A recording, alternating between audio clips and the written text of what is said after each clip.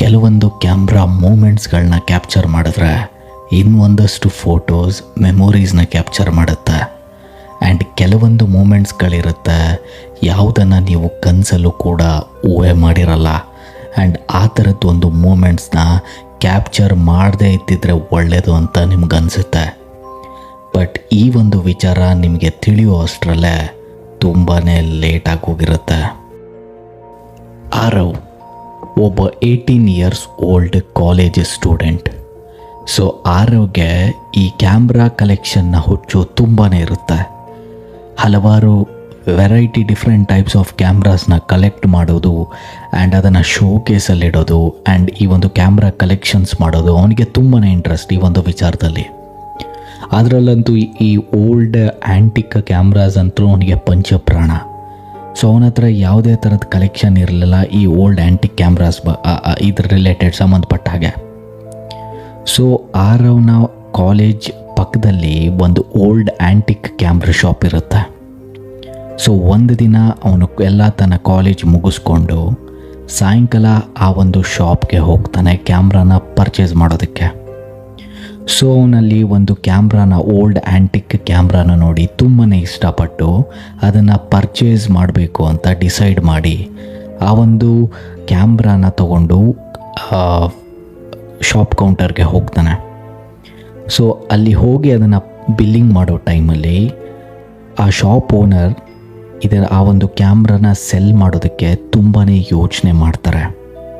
And ಸೈಲೆಂಟಾಗಿ ಆರವ್ಗೆ ಹೇಳ್ತಾರೆ, in case ಈ ಒಂದು ಕ್ಯಾಮ್ರಾದಲ್ಲಿ ನಿನಗೇನಾದರೂ ಅನ್ಯೂಶುವಲ್ ಆಗಿ ಏನಾದರೂ ಕಾಣಿಸೋದಾಗಲಿ ಅಥವಾ ಏನಾದರೂ ಫೀಲ್ ಆದರೆ ಈ ಒಂದು ಕ್ಯಾಮ್ರಾನ ಯೂಸ್ ಮಾಡೋದು ಇಲ್ಲಿಗೆ ನಿಲ್ಲಿಸ್ಬಿಡು ಅಂತ ಹೇಳ್ತಾರೆ.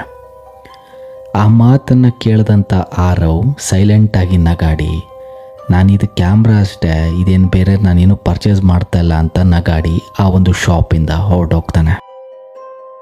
ಸೊ ಆರವ್ಗೆ ಆ ಒಂದು ಕ್ಯಾಮ್ರಾನ ಪರ್ಚೇಸ್ ಮಾಡಾದಮೇಲೆ ಅವನಿಗೆ ತುಂಬಾ ಕ್ಯೂರಿಯಾಸಿಟಿ ಇರುತ್ತೆ ಆ ಒಂದು ಕ್ಯಾಮ್ರಾನ ಟೆಸ್ಟ್ ಮಾಡಬೇಕು ಅಂತ.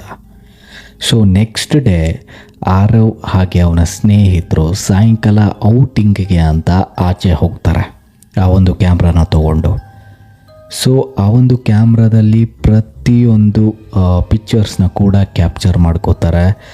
ಕಾಲೇಜ್ ಆಗಿರ್ಬೋದು, ಅವರ ಕಾಲೇಜ್ ಕ್ಯಾಂಪಸ್, ಹಾಗೆ ತನ್ನ ಸ್ನೇಹಿತರ ಜೊತೆ ಸೆಲ್ಫಿ, ಹಾಗೆ ರೋಡ್ಸ್, ಅಕ್ಕಪಕ್ಕ ಇರೋವಂತಹ ನೇಚರ್ನ ಎಕ್ಸ್ಪ್ಲೋರ್ ಮಾಡೋ ಜೊತೆಗೆ ಫೋಟೋಸ್ನ ಕೂಡ ಕ್ಯಾಪ್ಚರ್ ಮಾಡ್ಕೋತಾರೆ ಕ್ಯಾಮ್ರಾ ಮುಖಾಂತರ. ಸೊ ಕ್ಯಾಮ್ರಾದಲ್ಲಿ ಆ ಫೋಟೋಸ್ನ ನೋಡ್ತಿರುವಾಗ ಎಲ್ಲ ನಾರ್ಮಲ್ ಆಗಿ ಕಾಣಿಸ್ತಾ ಇತ್ತು. ಸೊ ಸಾಯಂಕಾಲ ರಾತ್ರಿ ಆಗ್ತಾ ಇದ್ದಾಗೇ ಆರವ್ ಡಿಸೈಡ್ ಮಾಡ್ತಾನೆ ಕ್ಯಾಮ್ರಾಯಿಂದ ತನ್ನ ಲ್ಯಾಪ್ಟಾಪ್ಗೆ ಫೋಟೋಸ್ನ ಟ್ರಾನ್ಸ್ಫರ್ ಮಾಡ್ಕೋಬೇಕು ಅಂತ ಕೂತ್ಕೋತಾನೆ ತನ್ನ ರೂಮಲ್ಲಿ. ಸೊ ಎಲ್ಲ ಆ ಒಂದು ಕ್ಯಾಮ್ರಾದಲ್ಲಿ ಇದ್ದಂತಹ ಫೋಟೋಸ್ ತನ್ನ ಲ್ಯಾಪ್ಟಾಪ್ಗೆ ಸ್ಟೋರ್ ಆದಮೇಲೆ ಆ ಒಂದು ಫೋಟೋಸ್ನ ಅವನು ನೋಡ್ತಾ ಇರುವಾಗ ಒಂದು ಸ್ಟ್ರೇಂಜ್ ಥಿಂಗ್ನ ಒಬ್ಸರ್ವ್ ಮಾಡ್ತಾನೆ. ಪ್ರತಿಯೊಂದು ಪ್ರತಿಯೊಂದು ಫೋಟೋದಲ್ಲಿ ದೂರದಲ್ಲಿ ಯಾರೋ ಒಬ್ಬ ವ್ಯಕ್ತಿ ಕೆಲವೊಂದು ಡಾರ್ಕ್ ಕ್ಲೋತ್ಸ್ನ ಹಾಕ್ಕೊಂಡು ಇವರನ್ನೇ ಗುರಾಯಿಸ್ಕೊಂಡು ನೋಡ್ತಿರೋ ಹಾಗೆ ಆ ಒಂದು ಕ್ಯಾಮ್ರಾದಲ್ಲಿ ಆ ಒಂದು ಫೋಟೋದಲ್ಲಿ ಕ್ಯಾಪ್ಚರ್ ಆಗಿರುತ್ತೆ. ಸೊ ಮೊದಲನೇ ಫೋಟೋ ನೋಡಿದಂಥ ಆರವ್ಗೆ ಅಷ್ಟು ಅದು ಸೀರಿಯಸ್ ಏನು ಅನಿಸೋದಿಲ್ಲ ಆ್ಯಂಡ್ ಅದನ್ನು ಸೀರಿಯಸ್ ಆಗಿ ತೊಗೊಳೋದು ಇಲ್ಲ. ಅನ್ಕೋತಾನೆ ಯಾವುದೋ ಒಬ್ಬ ರ್ಯಾಂಡಮ್ ಸ್ಟ್ರೇಂಜರ್ ಫೋಟೋದಲ್ಲಿ ಕ್ಯಾಪ್ಚರ್ ಆಗಿರ್ಬೋದು ಅಂತ ಅನ್ಕೋತಾನೆ. ಆ್ಯಂಡ್ ಇನ್ನೊಂದು ಫೋಟೋನ ಚೆಕ್ ಮಾಡ್ತಾನೆ. ಸೊ ಲೊಕೇಶನ್ ಡಿಫ್ರೆಂಟ್ ಇದೆ, ಕಂಪ್ಲೀಟ್ ಸರೌಂಡಿಂಗ್ಸ್ ಡಿಫ್ರೆಂಟ್ ಆಗಿದೆ, ಬಟ್ ಅದೇ ಒಬ್ಬ ವ್ಯಕ್ತಿ ದೂರದಲ್ಲಿ ನಿಂತಿದ್ದಾನೆ. ಸೇಮ್ ಹಳೆ ಫೋಟೋಲ್ಲಿ ಹೇಗೆ ನಿಂತಿದ್ನೋ ಅದೇ ಬಟ್ಟೆನ ಹಾಕ್ಕೊಂಡಿದ್ದಾನೆ ಆ್ಯಂಡ್ ಇವರನ್ನೇ ಗುರಾಯಿಸ್ಕೊಂಡು ನೋಡ್ತಾ ಇದ್ದಾನೆ.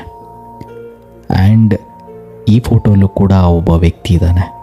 ಸೊ ಸಡನ್ನಾಗಿ ಬೇರೆ ಫೋಟೋನ ಚೆಕ್ ಮಾಡ್ತಾನೆ, ಆ ಫೋಟೋಲ್ಲೂ ಆ ಒಬ್ಬ ವ್ಯಕ್ತಿ ಕಾಣಿಸ್ತಾ ಇದ್ದಾನೆ ಆ್ಯಂಡ್ ಡಿಫ್ರೆಂಟ್ ಲೊಕೇಶನ್. ಇವಾಗ ನಿಧಾನವಾಗಿ ಆರವ್ನ ಒಂದು ನಗು ಮುಖ ಏನಿತ್ತು ಮೊದಲನೇ ಫೋಟೋ ನೋಡಿ ಆ ಒಂದು ನಗು ನಿಧಾನವಾಗಿ ಹೋಗ್ತಾ ಬರುತ್ತೆ. ಫೋಟೋಸ್ ಹೇಗೆ ಚೇಂಜ್ ಮಾಡ್ತಾ ಮಾಡ್ತಾ ಹೋಗ್ತಾ ಇದ್ದಾನೋ ಇವನ ನಗು ನಿಧಾನವಾಗಿ ಕೆಳಗಡೆನೆ ಬರ್ತಾ ಇದೆ. ಸೊ ಆರವ್ಗೆ ಒಂದು ಸ್ವಲ್ಪ ಅನ್ಈಸಿಯಾಗಿ ಫೀಲ್ ಆಗೋದಕ್ಕೆ ಶುರು ಆಗುತ್ತೆ.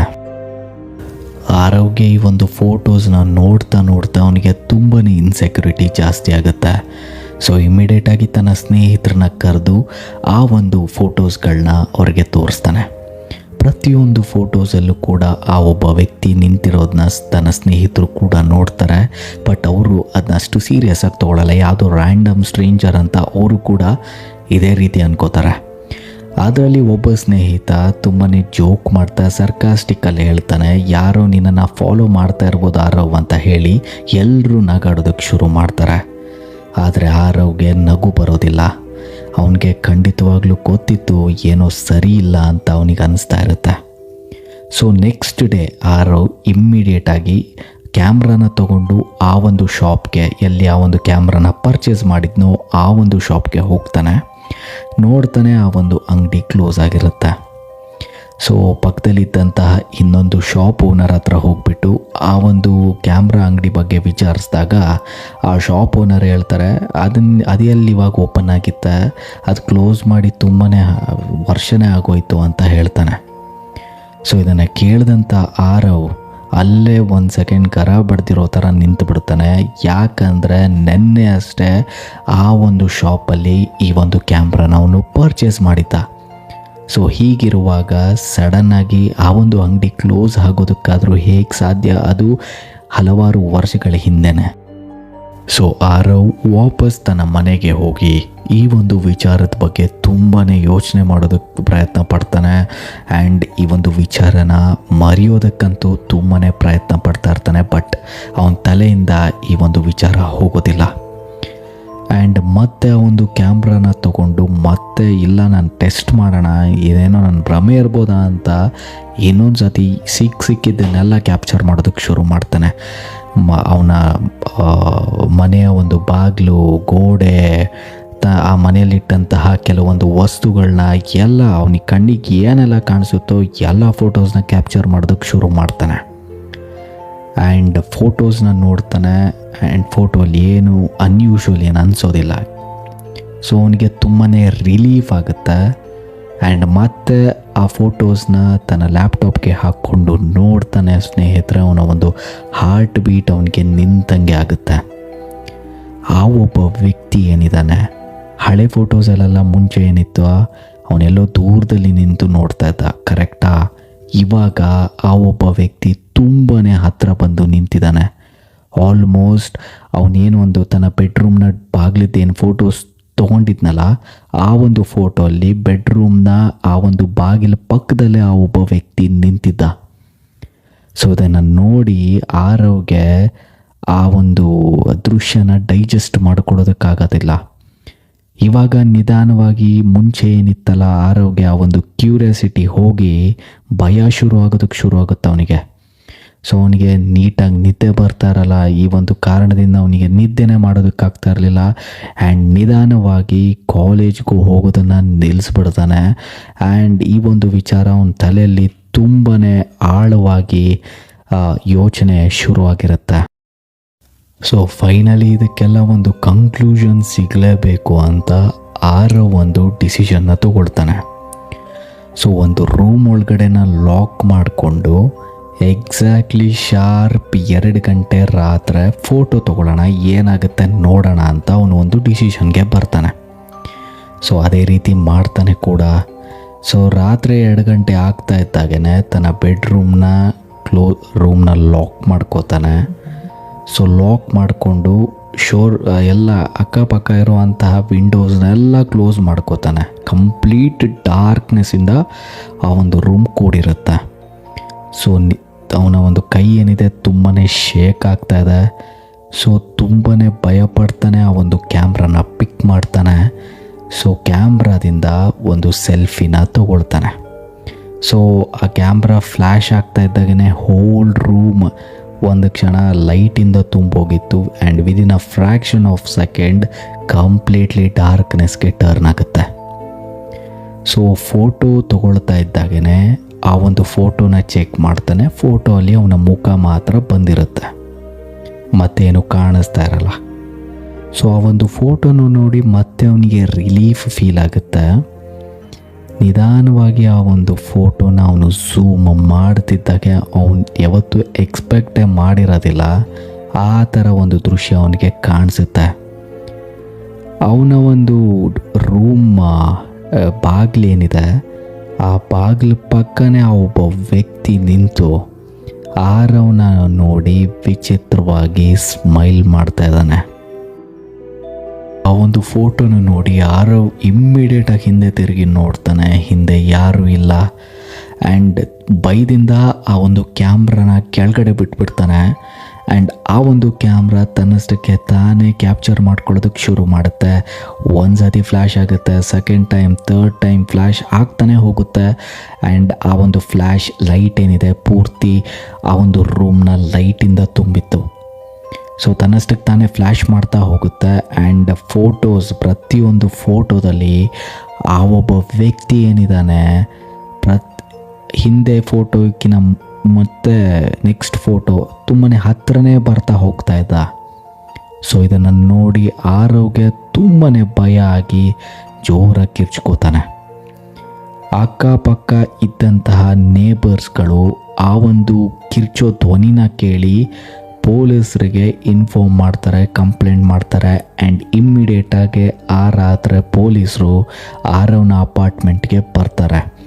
ತನ್ನ ರೂಮ್ನ ತನ್ನ ಮನೆಯ ಬ್ರೇಕ್ ಓಪನ್ ಮಾಡಿ ಒಳಗಡೆ ಬಂದು ನೋಡ್ತಾರೆ.